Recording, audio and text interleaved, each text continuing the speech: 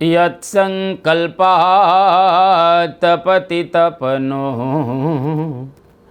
વાતિવાત સમિંધે વહ નિર્ધત્તે ધરણીરુદધી લંઘતે નૈવ વેલાં સોયં શ્રીમાન નિખિલ જગતાં અંતરાત્માવતીર્ણો ધર્મં રક્ષન દિશતુ કુશલમ સ્વામિનારાયણો નઃ. ભગવતે શ્રી સ્વામિનારાયણાય નમો નમઃ. શ્રી અક્ષર પુરુષોત્તમાભ્યામ નમો નમઃ. શ્રી ગુણાતીતાનંદ સ્વામી મહારાજાય નમો નમઃ. શ્રી ભગતજી મહારાજાય નમો નમઃ. શ્રી શાસ્ત્રીજી મહારાજાય નમો નમઃ. શ્રી યોગીજી મહારાજાય નમો નમઃ. શ્રી પ્રમુખ સ્વામી મહારાજાય નમો નમઃ. શ્રી મહંત સ્વામી મહારાજાય નમો નમઃ.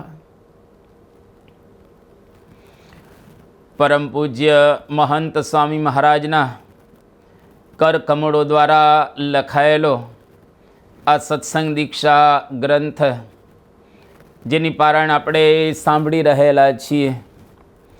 અત્યાર સુધી આપણે 211 શ્લોક સુધી પારાયણનો લાભ પ્રાપ્ત કર્યો.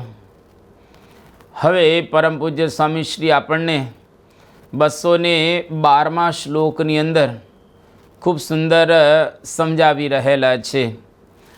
બાલ્યાદેવ હિ સત્સંગમ કોર્યાદ ભક્તિંચ પ્રાર્થના કાર્ય પ્રતિદિનમ પૂજા પિતૃ પંચાંગ વંદના. બાળપણથી જ સત્સંગ, ભક્તિ અને પ્રાર્થના કરવા, પ્રતિદિન પૂજા કરવી તથા માતા પિતાને પંચાંગ પ્રણામ કરવા. પરમ પૂજ્ય સ્વામીશ્રી આ શ્લોકની અંદર બાળપણથી 4 સુટેવો રાખવાની આપણને વાત કરી રહેલા છે. જીવનની અંદર દરરોજ બાલ્યકાળથી જ 4 સુટેવો આપણા જીવનની અંદર જો આવી જાય તો ભવિષ્યની અંદર ખૂબ આપણે પ્રગતિ કરી શકીએ, આગળ વધી શકીએ. સૌથી પહેલી વાત કરે છે સત્સંગ રાખવો, સત્સંગ કરવો. બીજી વાત કરે છે ભક્તિ કરવી. ત્રીજી વાત કરે છે નિત્ય પ્રાર્થના કરવી. અને ચોથી વાત પંચાંગ પ્રણામ માતા પિતાને કરવા. આ વાત અદ્ભુત નાનપણથી જો જીવનની અંદર આવી જાય તો દરેક બાળકોનું જીવન ઉચ્ચ અને ઉન્નત બને. શ્રીજી મહારાજે પણ શિક્ષાપત્રીની અંદર વાત કરેલી છે કાર્ય સંગોન્વહમ સતામ. સત્સંગ એ કરવો એવી વાત મહારાજે કરેલી છે. ગુણિનામ ગુણવત્તાયા જ્ઞેયમ હેતત પરમ ફલમ કૃષ્ણ ભક્તિશ્ચ સત્સંગો ન્યથાયાંતિ વિદોપ્યતઃ. શિક્ષાપત્રીનો 114મો શ્લોક. તો મહારાજ એની અંદર બતાવે છે કે ગુણવાન જે હોય એમના ગુણવાનપણાનું એ જ ફળ છે કે ભગવાનને વિશે એને ભક્તિ થાય અને સત્સંગ કરે. અન્યથા જે વિદ્વાન હોય એ પણ અધોગતિને પ્રાપ્ત કરે છે. એટલે પહેલી વાત પરમ પૂજ્ય સ્વામીશ્રી આપણને સત્સંગ રાખવાની કરી રહેલા છે. નાની વયે સત્સંગ અને ભક્તિ અને પ્રાર્થનાના સંસ્કારો મોટી વયે ખૂબ મદદરૂપ થાય છે. છોટી વયે પડેલી છાપ એ મોટી વયે પણ ભૂસાતી નથી. બાળપણમાં જવાથી આ ચારેય ટેવો ખૂબ સારી રીતે દ્રઢ થાય છે. હવે બાળપણમાં જો આપણે 4 ટેવો જીવનની અંદર આત્મસાત કરીએ તો મોટી અવસ્થાની અંદર જુવાન થઈએ એ વખતે ખૂબ આપણને મદદરૂપ થાય અને એના દ્વારા આપણે ખૂબ પ્રગતિ કરી શકતા હોઈએ છીએ. યોગીજી મહારાજની એક આર્ષ દ્રષ્ટિ, એ આર્ષ દ્રષ્ટિથી એવા હજારો બાળકો આજે આ ટેવની અંદર રમમાણ રહેલા છે. આ ટેવથી ઘણા મહાન પણ બનેલા છે, જે આપણે સત્સંગની અંદર જોઈ રહેલા છીએ. એક નાનો બાળક નિર્દોષતાથી પ્રાર્થના કરે કે ભગવાન, આ તમે મારી પ્રાર્થનાને સાંભળજો, તો ભગવાન તુરંત એ બાળકની પ્રાર્થનાને સાંભળતા હોય છે. એક બાળક ભગવાનને પ્રાર્થના કરે છે. હવે પ્રાર્થનાની અંદર બીજું કશું જ કરતો ન હતો, પરંતુ આખી ABCD બોલી જાય અને ભગવાનને વિનંતી કરે કે ભગવાન તમે ગોઠવી લેજો. હું તો નાનો છું, એટલે ભણ્યો નથી, એટલે મને વાક્ય રચના કોઈ પણ પ્રકારની આવડતી નથી, માટે તમે બરાબર રીતે ગોઠવી લેજો. અને ખરેખર ભગવાન ગોઠવી લેતા હતા. અરે ભગવાનને ક્યાં ગોઠવવાનું હોય, પણ બાળકની નિર્દોષ ભાષા, બાળકની પ્રેમ ભરેલી આ પ્રાર્થના ભગવાન દરરોજ અંગીકાર કરતા હતા. અને આ ખરેખર જરૂરિયાત રહેલી છે. તમામ દેશોની અંદર આની ખૂબ આવશ્યકતા રહેલી છે અને આજે એનું પરિણામ આપણે જોઈ રહેલા છીએ. બ્રિટનના કેળવણી ખાતાએ બ્રિટનની લગભગ 24,000 સેકન્ડરી સ્કૂલોમાં એવો એક નિયમ બનાવ્યો છે કે દરેક સ્કૂલમાં શીખ, યહૂદી, ઇસ્લામ, હિન્દુ અને બૌદ્ધ કે પછી અન્ય ધર્મના જે બાળકો હોય તે ધર્મની પ્રાર્થના અને પાઠ અડધો કલાક કરે અને એને શીખવાડવામાં આવે છે. એને શીખવાડવાય, જેથી કરીને એને ભવિષ્યની અંદર ખૂબ ફાયદો થાય. અડધો કલાક એને શીખવાય છે ત્યાં આગળ. આ બહુ જ એક સરાહનીય નિર્ણય કહેવાય, અથવા તો પગલું આપણે કહી શકીએ. બ્રિટનની અંદર લોકો આ પ્રમાણે વિચારી રહેલા છે. તો પરમ પૂજ્ય સ્વામીશ્રીએ અહીંયા આગળ એક વાત તો સત્સંગ કરવાની કરે છે, બીજી જીવનની અંદર એ ભક્તિ કરવી, ત્રીજી પ્રાર્થના કરવી અને ચોથી વાત કરે છે પંચાંગ પ્રણામ કરવા. માતા પિતાને પંચાંગ પ્રણામ કરવા. સવારે પૂજા પૂરી થાય ત્યાર પછી ઘર મંદિરમાં જે ઠાકોરજી વિરાજમાન હોય એ ઠાકોરજીના આપણે પ્રેમથી દર્શન કરવા અને ઠાકોરજીના દર્શન પૂર્ણ થયા પછી માતા પિતા, દાદા દાદી આ બધાને પંચાંગ પ્રણામ કરવા, જેથી કરીને દાદા દાદી અને માતા પિતાના આશીર્વાદ નાનપણથી જ પ્રાપ્ત થાય. પંચાંગ પ્રણામ દ્વારા નાનપણથી જ નિર્માનીપણાના પાઠો આપણે શીખી શકીએ અને બાળકને શીખવાડી શકીએ. અને બાળકે શીખે. નાનો હોય એટલે એને ગમે તે તમે શીખવાડો તો એ શીખતો હોય છે. એટલે માતા પિતાને અવશ્ય એના બાળકો પંચાંગ પ્રણામ કરતા જ હોવા જોઈએ. બાળકની ઉંમર 3-4 વર્ષની થાય ત્યાંથી જ બાળકને ફરજિયાત માતા પિતાને પંચાંગ પ્રણામ કરે ને કરે જ. જો તમારા દીકરા અને દીકરીઓ 3-4 વર્ષના હોય કે થોડા મોટા થઈ ગયા હોય અને પંચાંગ પ્રણામ ન કરતા હોય માતા પિતાને, તો આજથી શરૂ કરાવજો. એ તમને આજે ખ્યાલ નહીં આવે, પણ જ્યારે છોકરો કે છોકરી યુવાન થશે એ વખતે તમને ખ્યાલ આવશે કે નાની વયે આપણે એમને પંચાંગ પ્રણામ કરતા શીખવાડ્યું, જેનું ફળ આજે આપણે ભોગવી રહેલા છીએ. ક્યારેય ભવિષ્યમાં માતા અને પિતાની સામે એ બળવો ન કરે, કારણ કે એને પંચાંગ પ્રણામ કરે છે એટલે એની અમાન્ય રાખે, એને કોઈ દિવસ હેરાન ન કરે અને એની પાસે કોઈ પણ પ્રકારનું માન પણ ન રાખે, હંમેશા એ માતા પિતાને આદર આપે. આ પરમ પૂજ્ય સ્વામીશ્રીનો એક અદ્ભુત આની પાછળનો વિચાર રહેલો છે. કેટલી ઊંડી વાત પરમ પૂજ્ય સ્વામીશ્રી આ શ્લોકની અંદર કહી રહેલા છે અને કેટલી પાયાની, અદ્ભુત પાયાની વાત. હજારો ઘરોની અંદર આજે માતા પિતા અને સંતાનોના પ્રશ્ન છે.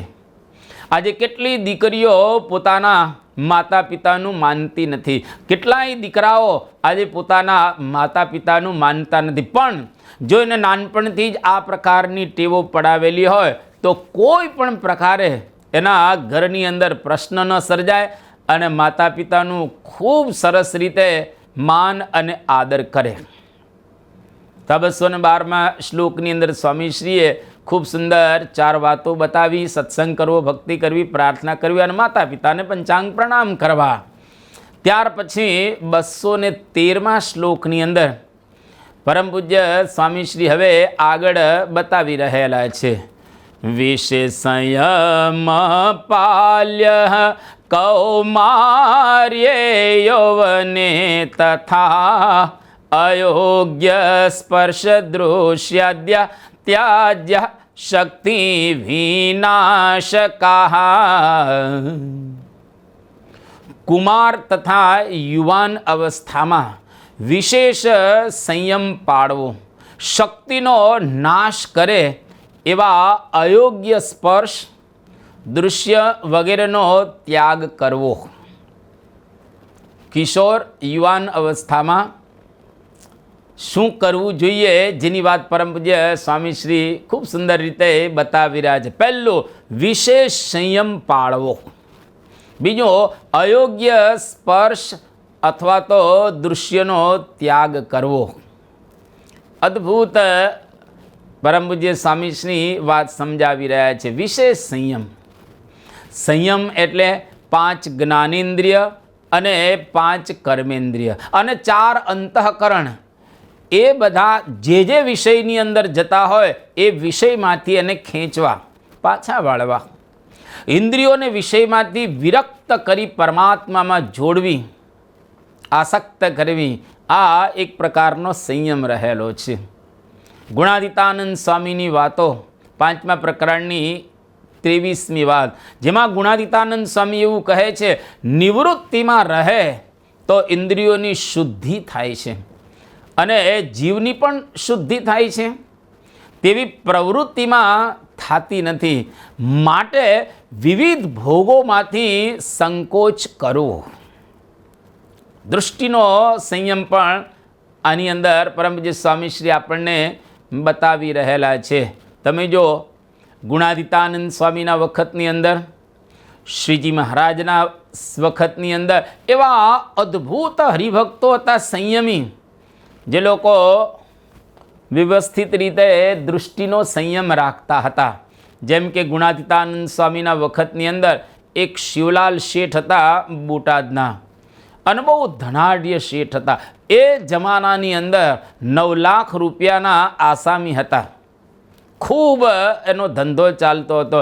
એમના પિતાશ્રી ભગાલાલ દોશી અથવા તો એ કહીએ આ ભગુભાઈ, એ ત્યાં ભાવનગર નરેશ એની બાજુમાં એમની ખુરશી પડતી હતી.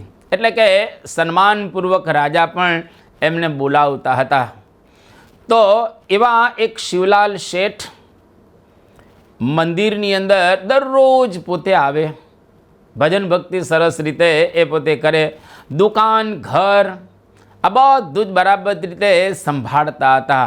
અરે મંદિર, દુકાન અને ઘર ત્રણેય જગ્યાએ મોટે ભાગે જતા દરરોજ. ઘરે તો જવાનું જ હોય, દુકાને પણ દરરોજ જાય અને મંદિરે પણ દર્શન કરવા માટે દરરોજ જાય. પણ રસ્તાની અંદર અદ્ભુત સંયમ દ્રષ્ટિ. એકવાર એને છીંક આવતા ઊંચું જોવાઈ ગયું.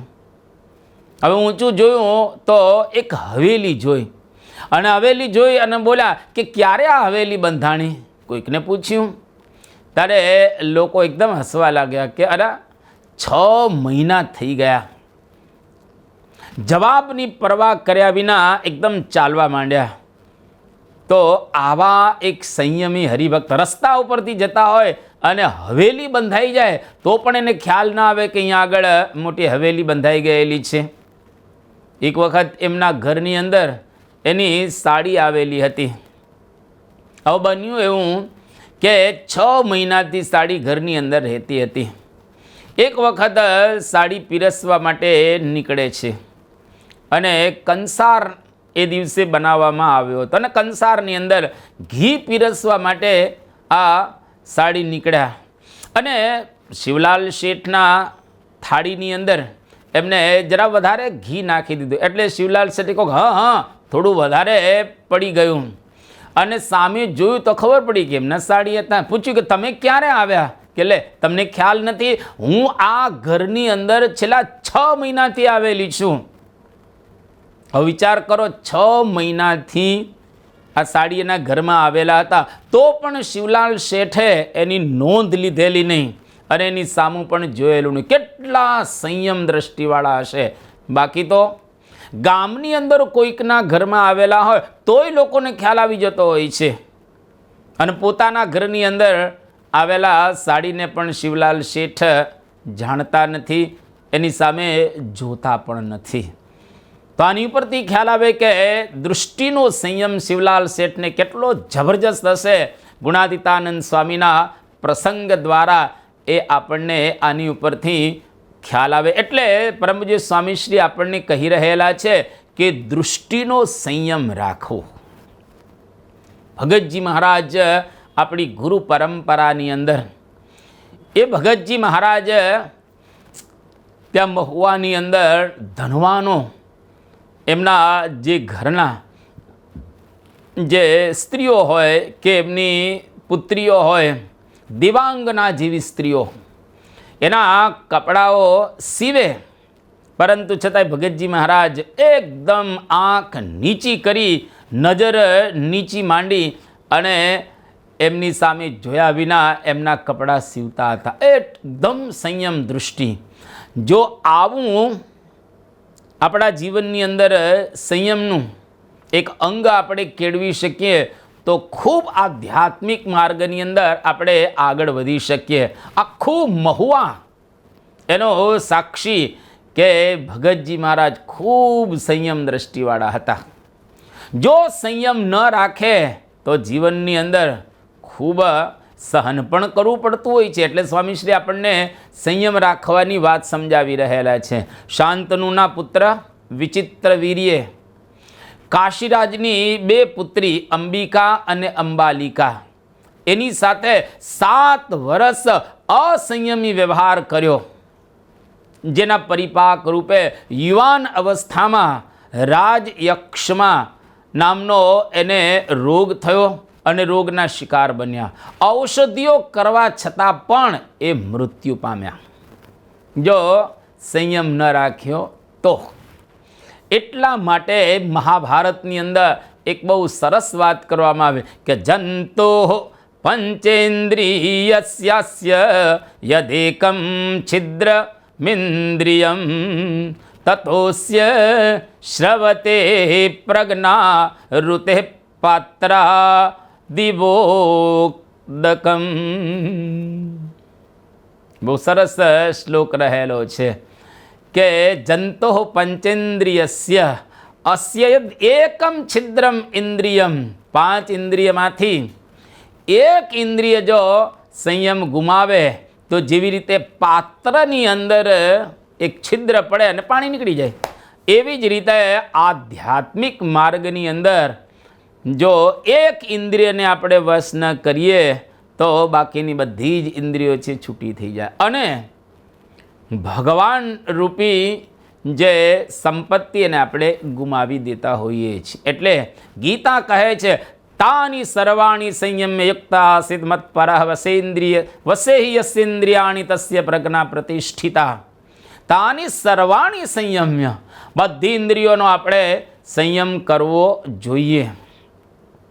અને જો બધી ઇન્દ્રિયોને આપણે વશ કરીએ તો આપણી પ્રજ્ઞા કે તા બુદ્ધિ છે એને આપણે સ્થિર કરી શકીએ અને ખૂબ સારી રીતે આધ્યાત્મિક માર્ગની અંદર આગળ વધી શકીએ.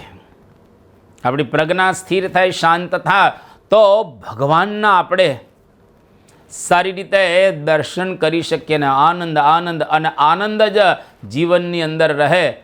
અન્યથા જો ઇન્દ્રિયો વિષયની અંદર રમમાણ રહેતી હોય તો અંદર રહેલા પરમાત્માને આપણે પામી ન શકીએ.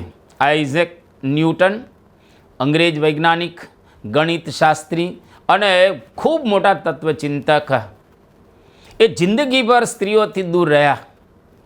કારણ એટલું જ હતું અને પોતે જ કહેતા હતા કે વિજ્ઞાનની નવી થિયરી હું શોધી શક્યો એનું કારણ આ સ્ત્રીઓથી હું દૂર રહ્યો એટલે માટે. આ કારણે જ પોતે વિજ્ઞાનની નવી થિયરી શોધી શક્યા એવું એ માનતા હતા. અરે લોકો તો માનતા જ હતા, પણ એ પોતે દ્રઢપણે એવું માનતા હતા કે સ્ત્રીઓના સંગની અંદર હું ન રહ્યો અને મેં સંયમ રાખ્યો, જેના દ્વારા હું આ નવા જે કંઈ શોધ સંશોધનો એ કરી શક્યો. એટલે ખૂબ અગત્યનું રહેલું છે કે નવી શોધ સંશોધનો કરવા હોય તો સંયમ કેળવવો જ રહ્યો. જોવાથી વિશેષ વાસનાની વૃદ્ધિ થાય છે, યાદ રાખવું. આપણે જો જોઈએ તો એના દ્વારા આપણી વાસના વધે છે. યુવાનો તમે જો ટીવી જોતા હોય છે અને ટીવીની અંદર હજારો ને લાખો એવા દૃશ્ય આવતા હોય છે જે આપણા જીવનને બહેકાવે, આપણા જીવનને અસંયમી બનાવે, આપણા જીવનને બાહ્ય દૃષ્ટિવાળું બનાવે અને આપણું જીવન પછી વિષયોની અંદર ફસાઈ જાય અને વિષયોની અંદર લેવાઈ જાય. તો યુવાનોએ ટીવી જોવાની અંદર જબરજસ્ત વિવેક રાખવો જોઈએ. આજે ઇન્ટરનેટ દ્વારા અનેક ખરાબ દ્રશ્યો યુવાનો નિહાળતા હોય છે, જેની પણ આપણા મન ઉપર જબરજસ્ત ખરાબ એક અસર પડતી હોય છે. એવા દ્રશ્યો આજે ઇન્ટરનેટની અંદર આવતા હોય છે. અમુક એવા દ્રશ્યો હોય જે વર્ષો સુધી તમને યાદ રહે. એટલા માટે એવા દ્રશ્યોને કોઈ દિવસ આપણે જોવા ન જોઈએ. અમુક નિર્દોષ રમતોમાં પણ વચ્ચે જાહેરાતના રૂપમાં ખરાબ દ્રશ્યો જોવા મળે છે.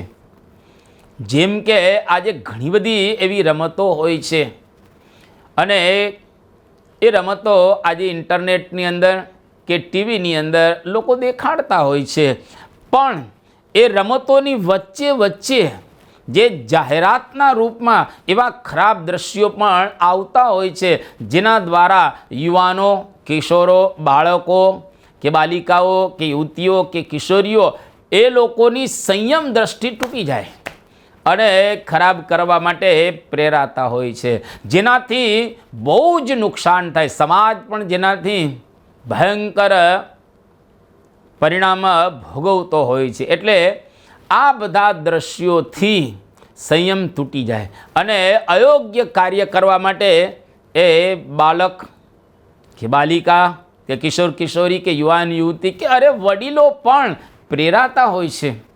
અત્યારે અશ્લીલ વિડીયો અને સાહિત્ય પાછળ પુષ્કળ ખર્ચ કરવામાં આવે છે, પુષ્કળ ખર્ચ જેની કોઈ સીમા રહેલી નથી. અરે દર સેકન્ડે દુનિયામાં પોર્નોગ્રાફી ઉપર $3075 ખર્ચાય છે. બહુ જ મોટો ખર્ચ આ કહી શકીએ. દર સેકન્ડે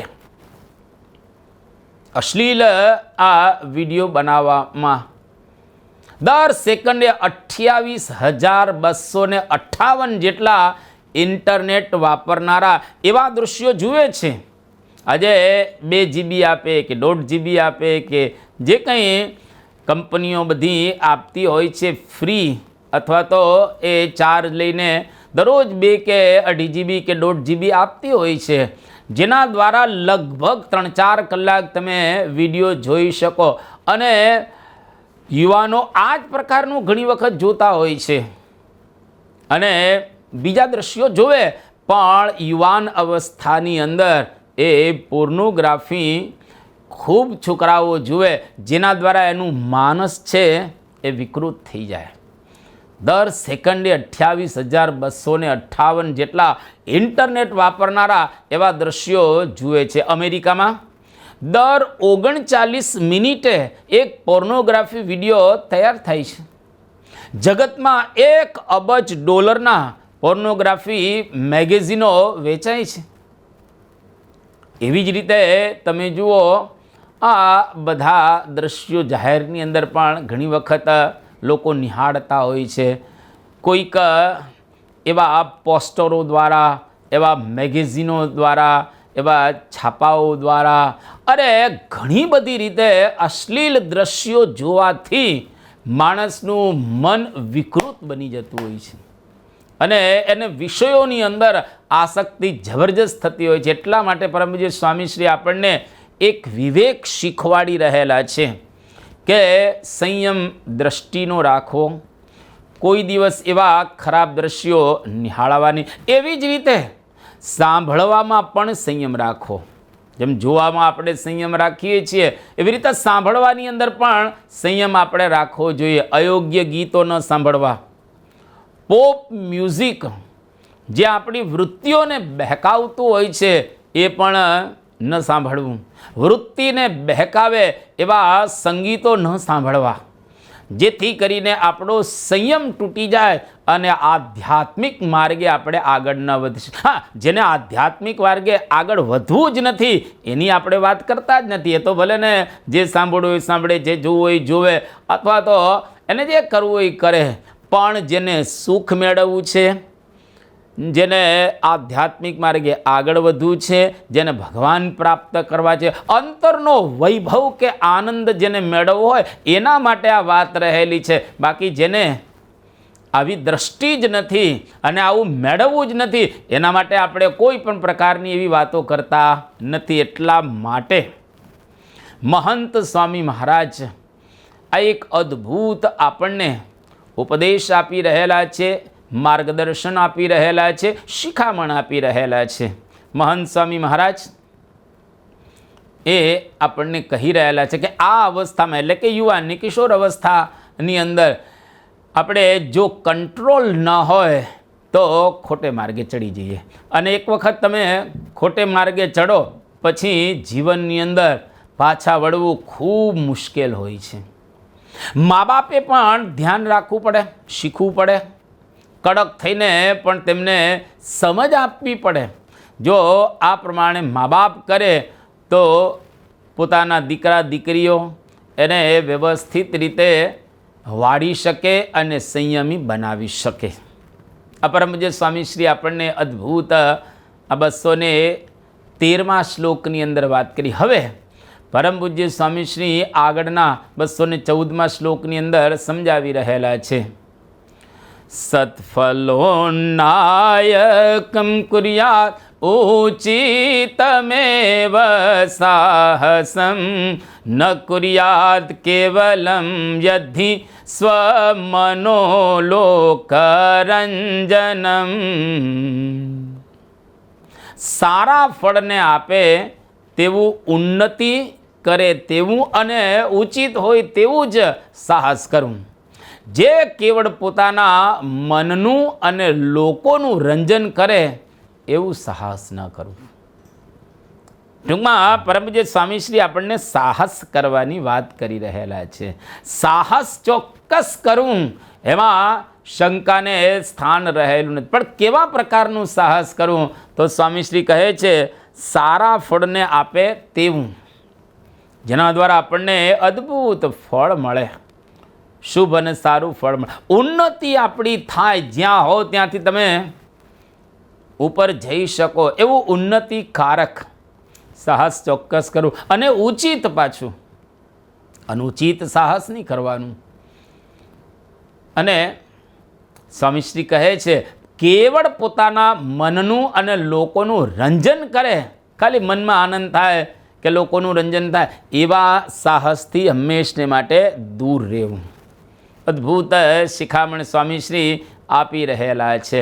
સાહસ કરવું ચોક્કસ, એમાં બિલકુલ સ્વામીશ્રીને વાંધો નથી, પણ ફળદાયી હોવું જોઈએ, ઉન્નતિકારક હોવું જોઈએ અને યોગ્ય સાહસ કરવું. પણ મનોરંજન કે લોકરંજન કરે એવું સાહસ ન કરવું. સાહસે શ્રી પ્રતિવસતિ મૃચ્છ કટિક. એની અંદર વાત કરવામાં આવી કે સાહસની અંદર લક્ષ્મી પ્રતિવસતિ એટલે કે પૈસા રહે છે. ભાગ્ય સાહસી કા સાથ દેતા હૈ. વર્જિલ. ભાગ્ય સાહસી કા સાથ દેતા હૈ. જો આપણું ભાગ્ય હોય સારું પણ સાહસ જ ન હોય તો આપણે કેવી રીતે પ્રાપ્ત કરીએ? એટલા માટે સાહસ ચોક્કસ કરવું, કારણ કે એ જરૂરી રહેલું છે. તો અહીં આગળ સ્વામીશ્રી આપણને સમજાવી રહેલા કે સાહસ ચોક્કસ કરવું, પણ એ સાહસ કેવું હોવું જોઈએ એ આગળ આપણને સમજાવી રહ્યા છે. Courage is the thing, all goes if courage goes.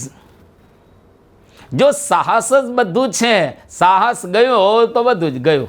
Courage is the thing, all goes if courage goes. સાહસ ગયું તો બધું ગયું, પતી ગયું. સાહસે કોલંબસ ગયો આ નવી દુનિયામાં. જો સાહસ હતો તો કોલંબસે અમેરિકા ખંડ શોધ્યો. સાહસે નેપોલિયન ભીડ્યો યુરોપ આખામાં.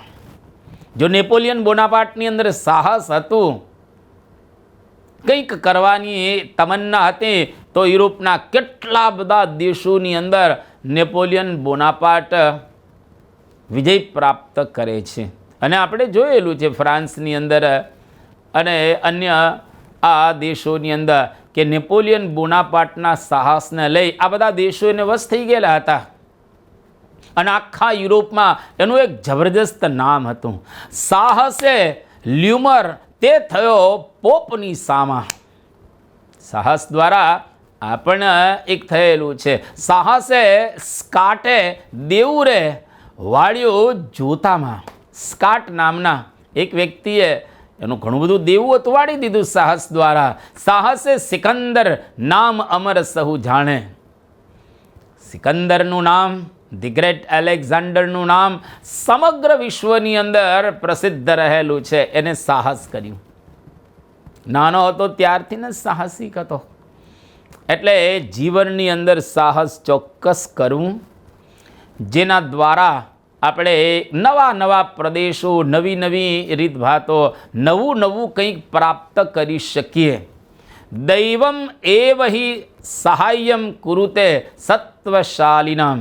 કથા સરિત સાગર એની અંદર આ કહેવામાં આવ્યું કે દૈવમ એવ હિ સહાયમ કુરુતે. તમને ભાગ્ય ત્યારે જ સહાય કરે સત્વશાલિનામ. તમે સાહસી હો તો ભાગ્ય તમારો સાથ આપે, અન્યથા ભાગ્ય કોઈ દિવસ સાથ આપે નહીં. પ્રાપ્યતે કિમ યશ અનાગકૃત સાહસમ. એટલે કે આમ બીજા શબ્દોમાં કે પ્રાપ્યતે કિમ યશ અનંગીકૃત સાહસમ. જેના જીવનની અંદર સાહસ ન હોય એ માણસ કોઈ દિવસ કશું કરી શકતો હોતો નથી. એટલા માટે સાહસ ચોક્કસ કરવું. આપણ કથા સરિત સાગરની અંદર એ કહેવામાં આવેલું. ટૂંકમાં કહીએ તો આપણે જીવનની અંદર સાહસ એ ચોક્કસ કરવું જોઈએ. જોધપુરના મહારાજા એક યુદ્ધમાં સેના સહિત લડવા માટે ગયા. હવે પ્રસંગ તો બહુ સુંદર બને છે ત્યાં આગળ. હવે એમની હાર થતી જોઈ અને પોતાનો જીવ બચાવવા માટે એ પાછા આવે છે. નાસી આવ્યા, પાછા ત્યાંથી ભાગી આવ્યા. અને મહેલનો દરવાજો એ વખતે બંધ હતો, એટલે મહેલનો દરવાજો ખોલવા ચોકીદારને કહ્યું. હવે એ વખતે ચોકીદાર અંદર જાય છે રાણીને પૂછવા માટે. અને ચોકીદાર અંદર ગયો અને રાણીને પૂછ્યું કે દરવાજો ખોલું? તો રાણીએ કહ્યું કે જોધપુરના રાજા હોય તો એ જીતીને જ આવે, અથવા તો એમની લાશ આવે, આ તો બીજો કોઈ વેશ બદલીને આવ્યો હશે. અને રાજાએ આ સાંભળ્યું અને એકદમ ખુમારી ચડી આવી, ખુમારી ચડી ગઈ. હિંમતથી લડ્યો અને જીતીને પાછો આવ્યો. જો સાહસ કર્યું. શબ્દો સાંભળ્યા એટલે એના જીવનની અંદર એક સાહસ આવી ગયો અને એને લઈ અને પોતે આ પ્રકારે જીતીને આવ્યા. એક રાજાનું સૈન્ય હાર્યું. હવે રાજા ઉદાસ થઈ ગયો અને મહેલ એકદમ સ્મશાન જેવો થઈ ગયો. રાણીએ ઉદાસીનતાનું કારણ પૂછ્યું કે કેમ તમે ઉદાસ થઈ ગયા? ત્યારે કહ્યું કે માંડ માંડ આ પોતે બોલી શક્યો અને કહ્યું કે યુદ્ધમાં સૈન્ય હારી ગયું એટલા માટે ઉદાસ થઈ ગયો. રાણી કહે આ સમાચાર તો મને પણ મળ્યા છે, પણ હું આથી ખરાબ ખબર તમને આપું છું અને લાવી છું. તમે યુદ્ધ હાર્યા તે ફરી જીતી શકો, પણ તમે સાહસ હાર્યા એ મોટી હાર રહેલી છે. જે સાહસ ખોઈ બેસે એ ભવિષ્ય પણ ખોઈ બેસતો હોય છે. એટલા માટે જીવનમાં કંઈક સાહસ રાખો.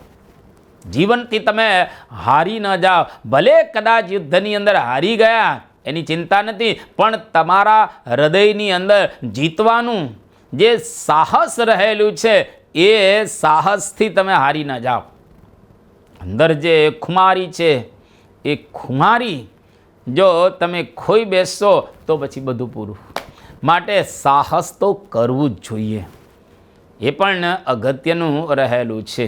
પણ પરમ પૂજ્ય સ્વામીશ્રી આપણને કહે છે સાહસ કેવા પ્રકારનું કરવું કે ફળદાયી. કોઈ પણ પ્રકારનું ફળ એની અંદરથી પ્રાપ્ત થાય એવા પ્રકારનું સાહસ આપણે કરવું જોઈએ. કોઈ નવો ધંધો હોય જેનો અનુભવ ઓછો હોય પણ ફળ દેખાતું હોય તો તે કરવામાં બિલકુલ વાંધો રહેલો નથી. પ્રદેશ ભણવા જવાનું હોય, પૈસાની વ્યવસ્થા ન હોય છતાં ફળદાયી હોય તો સાહસ કરાય. કદાચ અત્યારે નુકસાન જાય એવું સાહસ હોય પણ નજીકના ભવિષ્યની અંદર ફળ મળવાનું નક્કી હોય તો એવું સાહસ પણ કરી શકાય. કેટલું અદ્ભુત સ્વામીશ્રી આપણને સમજાવી રહેલા છે કે સાહસ કરવું પણ કેવું ફળદાયી, જેમાંથી ભવિષ્યની અંદર ફળ પ્રાપ્ત થાય એવા સાહસ કરવામાં બિલકુલ વાંધો રહેલો નથી. અને એવું સાહસ તો જીવનનો એક ભાગ છે, જીવનનો એક પાર્ટ રહેલું છે. બીજી વાત સ્વામીશ્રી કહે સાહસ કરવું પણ કેવું ઉન્નતિકારક, જેમાં ઉત્તરોત્તર પ્રગતિ થતી દેખાય તેવા સાહસ પણ અવશ્ય કરાય. આપણને ખબર પડે કે આમાં જો આપણે કરશું તો આગળ વધશું, આમાં કરશું તો આગળ વધશું. એટલે ઉન્નતિકારક સાહસ કરવામાં બિલકુલ કોઈ પણ પ્રકારનો વાંધો હોતો નથી. અને ત્રીજી વાત કરે છે ઉચિત હોય, યોગ્ય હોય એવું સાહસ પણ કરવું, જેમાં અધર્મ ન હોય, લોકમાં અને વેદમાં મળતું આવતું હોય, મોટા પુરુષ જેની અંદર રાજી હોય એવા સાહસ કરવામાં પણ કોઈ પણ પ્રકારનો વાંધો રહેલો નથી, જેમાં અધર્મ ન હોવો જોઈએ. ઘણી વખત લોકો સાહસ કરતા હોય પણ અધર્મમય સાહસ કરતા, એવા સાહસ ન કરવા. લોકની અંદર અને વેદમાં પાછું મળતું આવતું હોય એટલે કે શાસ્ત્રમાં મળતું આવતું હોવું જોઈએ અને લોકો પણ એને સ્વીકારતા હોય તથા લોકની અંદર પણ મળતું આવતું હોય એવું સાહસ કરવામાં બિલકુલ વાંધો રહેલો નથી. મોટા પુરુષ જેમાં રાજી હોય, આ પણ અગત્યનું રહેલું છે. જેના દ્વારા મોટા પુરુષ રાજી થાય, એનો કુરાજીપો એની અંદર ન થાય એવા સાહસ કરવામાં પણ બિલકુલ વાંધો હોતો નથી. ત્યાર પછી કે સામાજિક રીતે જેને લોકો સ્વીકારે એવું પણ સાહસ હોવું જોઈએ. સામાજિક રીતે સમાજમાં રહ્યા છે, વી આર સોશિયલ એનિમલ્સ, આપણે બધા સામાજિક પ્રાણીઓ રહેલા છીએ. Main is A social animal, માણસ સામાજિક પ્રાણી છે. એટલે સમાજની રીતે જેને લોકો સ્વીકારતા હોય, લોકો અંગીકાર કરતા હોય, લોકો જેની સરાહના કરતા હોય, લોકો જેની વાહવાહ કરતા હોય અથવા લોકોની અંદર એને કોઈ પ્રકારનો બાધ ન હોય એવું સાહસ પણ કરવું જોઈએ. અને ચોથી વાત સ્વામીશ્રી આ શ્લોકની અંદર કહે છે કરે છે કે મનોરંજન કે લોકરંજક સાહસ ન કરવું. મનોરંજક, મનને કેવળ તુષ્ટિ કે પુષ્ટિ આપે અને લોકને રાજી કરે ફક્ત એવું સાહસ ન કરવું. જેમાં કોઈ પણ પ્રકારનો લાભ થતો ન હોય એવા સાહસથી હંમેશને માટે દૂર રહેવું. ફક્ત મનોરંજન થાય અથવા તો લોકરંજન થાય એવા સાહસ ક્યારેય ન કરવા. બધા છૂટા પડે અથવા તો વાહવાહ એ થાય પરંતુ એના દ્વારા કોઈ પણ પ્રકારની પ્રાપ્તિ ન થાય એવા સાહસનો ત્યાગ કરવો. આ સ્વામીશ્રી કેટલો સરસ આપણને એક ઉપદેશ આપી રહેલા છે. સાહસના પણ અદ્ભુત પ્રકાર સ્વામીશ્રી આપણને અહીંયા આગળ એ બતાવ્યા કે જો આવા પ્રકારનું આપણે સાહસ કરીએ તો એના દ્વારા આપણા જીવનની અંદર આપણે ઘણું બધું પ્રાપ્ત કરી શકતા હોઈએ છીએ. એટલે ચોક્કસ સાહસ કરવું, પણ જે સાહસની અંદર આ પ્રકારનો આપણને કંઈક ફાયદો થતો હોય, કંઈક આપણને મળતું હોય તો એવા સાહસ કરવામાં પરમ પૂજ્ય સ્વામીશ્રી આપણને પરમિશન તથા છૂટ આપી રહેલા છે અને એવું માર્ગદર્શન પણ સ્વામીશ્રી આપણને આપી રહેલા છે. હવે 215મા શ્લોકની અંદર સ્વામીશ્રી આપણને કહી રહેલા છે, નિયતોદ્યમ કર્તવ્યે નાલસ્ય માપ્નુયાત ક્વચી શ્રદ્ધામ પ્રીતિમ હર કુર્યા પૂજામ સત્સંગ મન્વહમ. પોતાને અવશ્ય કરવાના ઉદ્યમને વિશે ક્યારેય આળસ ન કરવી, ભગવાનને વિશે શ્રદ્ધા અને પ્રીતિ કરવી, પ્રતિદિન પૂજા કરવી અને સત્સંગ કરવો.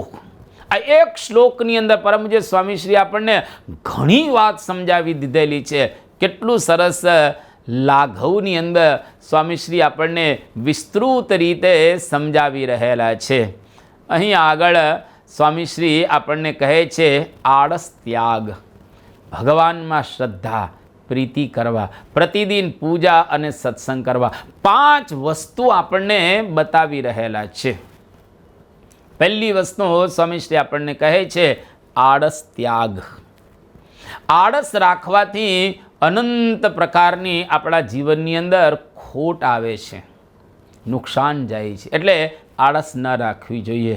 ભગવાન સ્વામિનારાયણે પોતાના વચનામૃતની અંદર પણ વાત કરેલી છે. ગઢડા પ્રથમ પ્રકરણનું 20મું વચનામૃત, જેની અંદર શ્રીજી મહારાજ એવું કહે છે, હરિભક્તને તો જેટલી કસર રહે છે તેટલી પોતાને આળસે કરીને રહે છે. કોઈ પણ હરિભક્તને કસર રહે જ નહીં. બધા જ હરિભક્તો બ્રહ્મરૂપ થઈ શકે, અક્ષરરૂપ થઈ શકે, મુક્તિને પ્રાપ્ત કરી શકે, બ્રાહ્મી સ્થિતિને પ્રાપ્ત કરી શકે, પણ નથી કરી શકતા. એનું કારણ શું છે? તો મહારાજ કહે છે આળસે કરીને એ પ્રાપ્ત નથી કરી શકતા. પણ જો ઉદ્યમ રાખે, ઉત્સાહ રાખે, પુરુષાર્થના જીવનની અંદર રાખે તો ચોક્કસ એ કરી શકે. પણ કસર રહે છે, નથી કરી શકતા. એનું કારણ આળસ. કારિણીના 3જા વચનામૃતની અંદર શ્રીજી મહારાજ કહે છે, જે પ્રમાદી હોય તે વધે નહીં.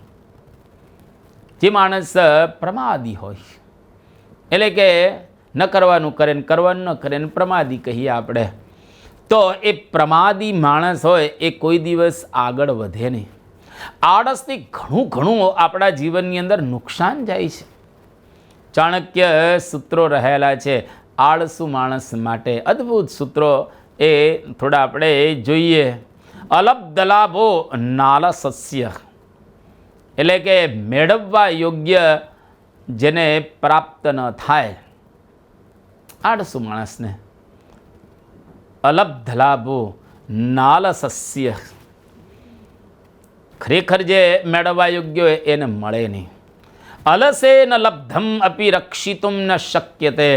કેટલું સરસ કહી રહેલા છે કે આળસુ માણસોને મેળવેલું હોય એને પણ સાચવી શકતા હોતા નથી. ન ચ અલસ્ય યુક્તસ્ય રક્ષિતમ વિવર્ધતે. જે માણસ આળસુ હોય એને જે રક્ષેલું હોય, ભેગું કરેલું હોય એ વધે નહીં, એટલું ને એટલું રહે.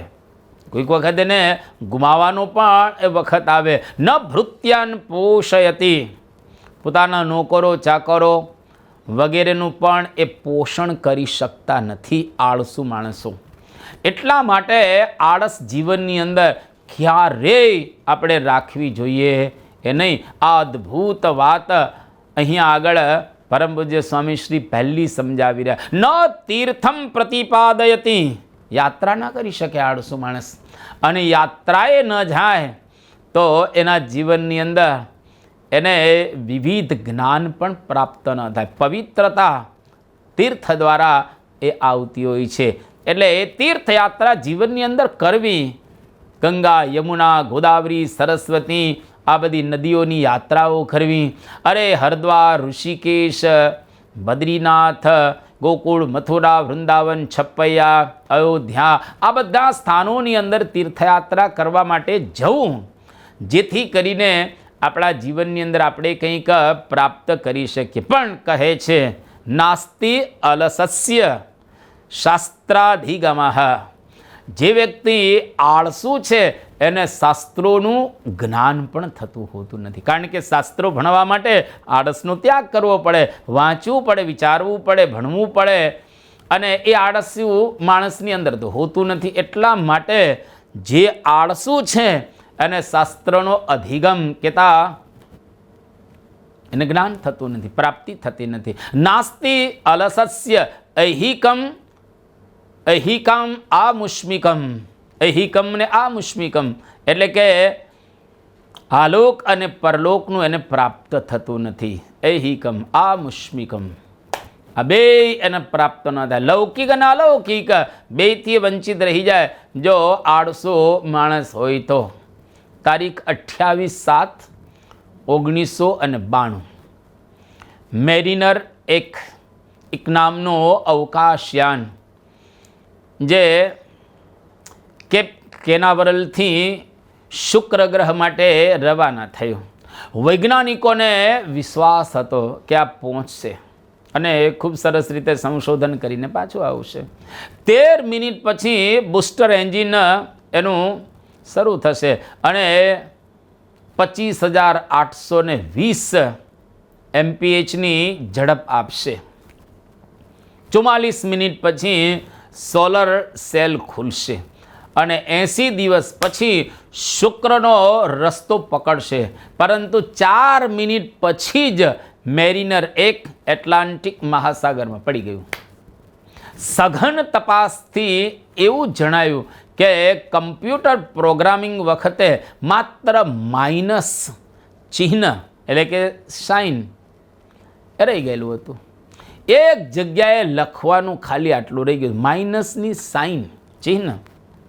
આ નાની ભૂલ, આળસ, જેના દ્વારા અવકાશયાનની બરબાદી થઈ અને 42,80,000 પાઉન્ડના ખર્ચમાં આ ઉતરી ગયું.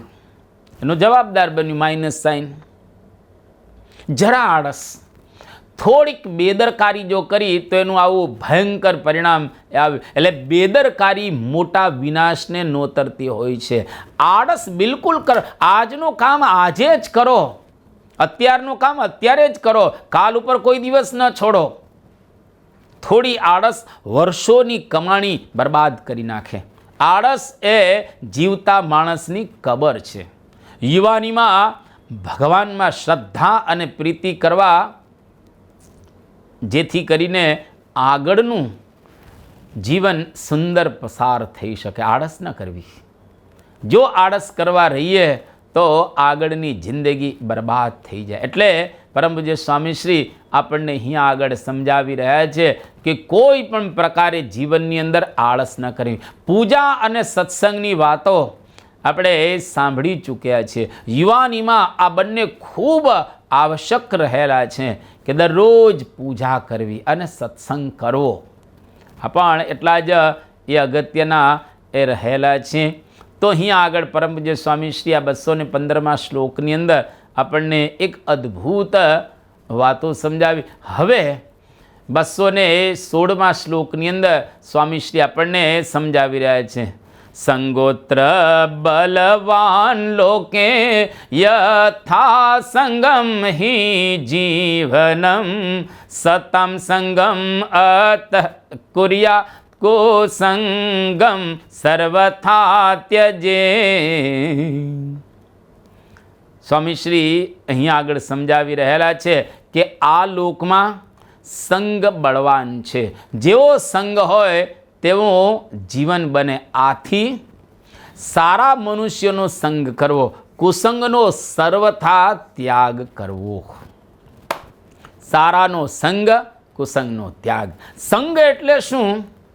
ભાવા ભાવે પદાર્થાનામ હર્ષા મર્ષ વિકારદા મલિના વાસના યેષા સા સંગ ઇતિ કથ્યતે.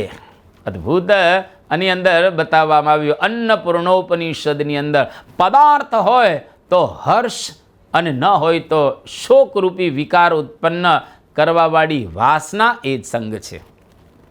સંગની એક જબરજસ્ત અસર કે પ્રભાવ હોય છે.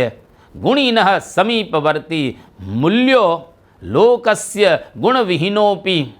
ગુણીના સંગમાં ગુણ વગરનો સંસારમાં પૂજાય. તમે ગુણીના સંગની અંદર રહો તો ગુણ વગરના તમે હો તો પણ સંસારની અંદર તમારી પૂજા થાય. સરસ ચાણક્ય સમજાવી રહેલા છે. એક બહુ અદ્ભુત એ ચાણક્ય સૂત્ર પણ રહેલું છે કે ક્ષીરાશ્રિતમ ઉદકમ ક્ષીરમ એવ ભવતી. ચાણક્ય સૂત્ર કે પાણી જો દૂધના સંગની અંદર હોય તો એ દૂધ જ બની જાય છે. પાણીનો ભાવ દૂધના ભાવથી વેચાય છે. અસતામ સંગ દોષેણ સાધો યાંતિ વિક્રિયમ. અસત કેતા અસાધુના સંગ દ્વારા સાધવ યાંતિ વિક્રિયામ. વિક્રિયમ એટલે કે સાધુઓ પણ વિકૃતિને પ્રાપ્ત કરતા હોય છે. પંચતંત્ર. તો અહીંયા આગળ પરમપૂજ્ય સ્વામીશ્રી આપણને સંગની શુદ્ધિની વાતો સમજાવી રહ્યા છે કે પુષ્પાણામ અનુસંગેણ સૂત્રમ શિરસી ધાર્યતે દોષો ગુણાય ગુણીનામ મહદપી દોષાય દોષિણામ સુકૃતમ તૃણમ ઇવ દુગ્ધાય ગવામ દુગ્ધમ ઇવ વિષાય સર્પાણામ. ગુણીઓમાં જે દોષ એ ગુણ સમાન થઈ જાય છે.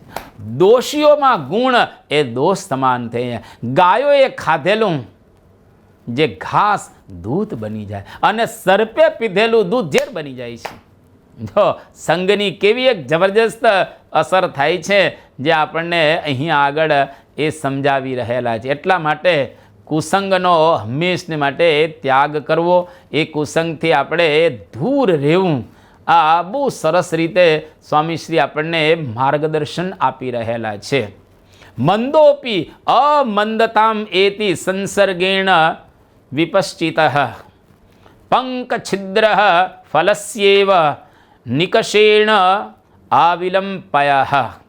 વિદ્વાન સંગે મૂર્ખ વિદ્વાન બને અને ફટકડીથી ગંદુ પાણી પણ સ્વચ્છ થઈ જાય. જેવો સંગ તેવો રંગ. કોઈની ભેટ સારી, સંગ સારો નહીં. કોઈકનો સંગ સારો, ભેટ સારી નહીં. કોઈકનો સંગ અને ભેટ બંને ખરાબ, કોઈકનો સંગ અને ભેટ બંને સારા. સંતના સંગે સારા અને દુર્જનના સંગે આપણે ખરાબ બની જતા હોઈએ છીએ. આ બહુ જ અગત્યનું રહેલું છે. ટેલ મી whom you live with and I will tell you who are you. Lord Chesterfield એનું વાક્ય છે. ટેલ મી whom you live with and I will tell you who are you. તમે મને કહો કે કોના સંગમાં તમે રહો છો એટલે હું તમને કહી દઉં કે તમે કેવા રહેલા છો. ખરાબ સંગ ન કરવો.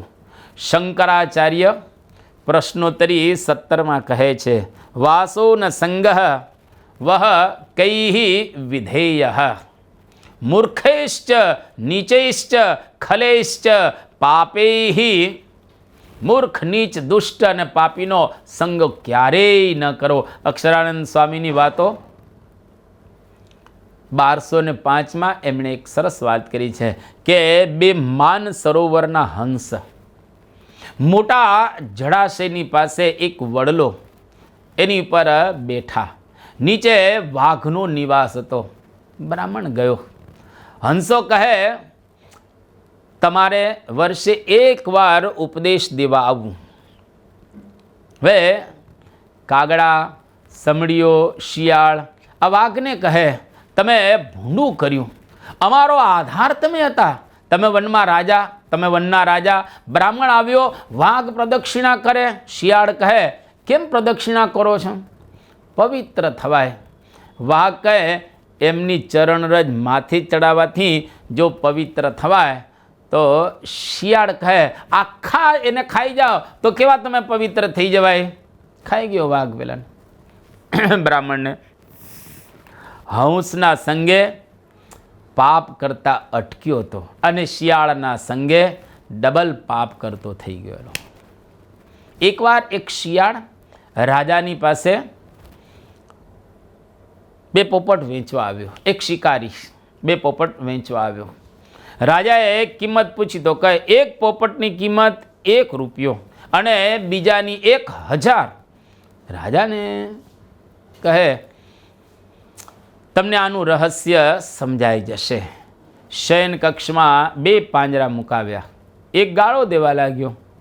રાજાને ગુસ્સો અને બીજો એકદમ સાત્વિક પોપટ એ કહે ગવા શનાનામ સશૃણોતિ વાક્યમ અહમ હિ રાજન વચનમ મુનિનામ નચાસ્ય દોષો નચ મદ્ગુણો વા સંસર્ગજા દોષ ગુણા ભવંતી. કસાઈના ઘરે આ રહે છે એટલે ગાળો સાંભળતો હતો, એટલે ગાળો દેતો હતો. હું મુનિઓના આશ્રમની અંદર રહેતો હતો એથી મધુર વચન સાંભળતો હતો. સંસર્ગમાં ગુણ અને દોષ રહેલા છે, પરંતુ જો સંસર્ગ સારો ન કરવામાં આવે તો ખરાબ થઈ જાય, સંસર્ગ સારો થઈ જાય તો આપણે સારા બની જતા. સંગ તેવો રંગ અને સોબત તેવી અસર. આ વાત આપણે ઘણી વખત સાંભળી ચૂકેલા છીએ. તો જેવો સંગ કરીએ એવી જ ખરેખર આપણી અંદર આ પ્રકારે વૃત્તિ પેદા થતી હોય છે. તો સતઃ પ્રમાણમ પરતઃ પ્રમાણમ કિરાંગના યત્ર ઘિરો ઘિરંતે દ્વારસ્થ નીડાહ સંસન્નિરુદ્ધાહ વેહિ તન્મંડન મિશ્ર ધામ. અથવા તો દ્વારસ્થ નિડાંતર સન્નિરુદ્ધાહ અવેહિ તન્મંડન મિશ્ર ધામ. જો મંડન મિશ્રને ત્યાં પોપટ અને મેના એ પણ સંસ્કૃતની અંદર વાતો કરતા હતા, કારણ કે મંડન મિશ્ર એવા મહાન વિદ્વાન હતા. બીજા પ્રકરણની પહેલી વાત 22 વખત સંઘની ગુણાતીતાનંદ સ્વામીએ એ વાત કરેલી છે. એટલે સંગ બરાબર સારો રાખવો છે, કુસંગનો ત્યાગ કરવો. દુષ્ટોનો સંગ ખરેખર આપણી કીર્તિ નષ્ટ કરે, ક્લેશ ઉત્પન્ન કરે, ઉદ્વેગ અને ભિન્નતા ઉત્પન્ન કરે, ઉપહાસનું પાત્ર બનાવે, બુદ્ધિને બ્રહ્મા નાખે, પ્રતિષ્ઠાનો નાશ કરે, પ્રાણને ક્ષીણ કરી નાખે અને બધા શુભોનો નાશ કરે. દુષ્ટોની સંગતિ અને કુસંગ કેવો છે તો શાસ્ત્રકારો કહે છે આરંભ રમણીયાની વિમર્દે વિરસાની ચ પ્રાયો વૈરાવસાની સંગતાની ખલેહી સહ. આરંભ સારો, તૂટે ત્યારે નીરસ. અંત વૈરભાવ, એટલે આનાથી દૂર રહેવું. કોન કુસંગતિ પાઈ ન સાઈ રહી ન નીચ મતિ ચતુરાઈ. તુલસીએ પણ રામાયણની અંદર વાત કરી છે. એટલે ગુણાતીતાનંદ સ્વામી એક અદ્ભુત વાત કરી 11મા પ્રકરણની 329મી વાત. આ જન્મે જે એકાંતિક થવાનો હોય તે જો ઉતરતાનો સંગ કરે તો મુડગો 100 જન્મ એને લેવા પડે, 100 જન્મ ધારણ કરવા પડે. એટલા માટે કોઈ દિવસ ક્યારેય ઉતરતાનો સંગ કરવો નહીં, પરંતુ એવા સારા વ્યક્તિનો જ આપણે સંગ કરવો જોઈએ. તો અહીંયા આગળ આ પરમ પૂજ્ય સ્વામીશ્રી આપણને કુસંગનો ત્યાગ કરી અને સત્સંગનો રંગ લગાડવો, કહેતા સારાના સંગમાં રહેવું, એ વાત સમજાવી રહ્યા છે. એની સાથે સાથે આજે આપણે આ 216માં શ્લોકને અહીં પૂર્ણ કરીએ છીએ અને આજની પારાયણને પણ આપણે પૂર્ણ કરીએ છીએ. 2 મિનિટ ધૂન બોલાશે, ત્યાર પછી ધ્યેય મંત્ર અને વિદાય શ્લોક બોલી અને આજની પારાયણને અલવિદા આપીશું. સ્વામી નારાયણ નારાયણ નારાયણ, સ્વામી નારાયણ નારાયણ નારાયણ, સ્વામી નારાયણ સ્વામી નારાયણ, સ્વામી નારાયણ સ્વામી નારાયણ, સ્વામી નારાયણ નારાયણ નારાયણ, સ્વામી નારાયણ નારાયણ નારાયણ. ગુણાતીતં ગુરું પ્રાપ્ય બ્રહ્મરૂપં નિજાત્મનઃ, વિભાવ્ય દાસ ભાવેન સ્વામિનારાયણં ભજે. શ્રીહરિં સાક્ષરં સર્વદેવેશ્વરં ભક્તિધર્માત્મજં દિવ્યરૂપં પરમ. શાંતિદં મુક્તિદં કામદં કારણં સ્વામિનારાયણં નીલકંઠં ભજે. શ્રીહરિં.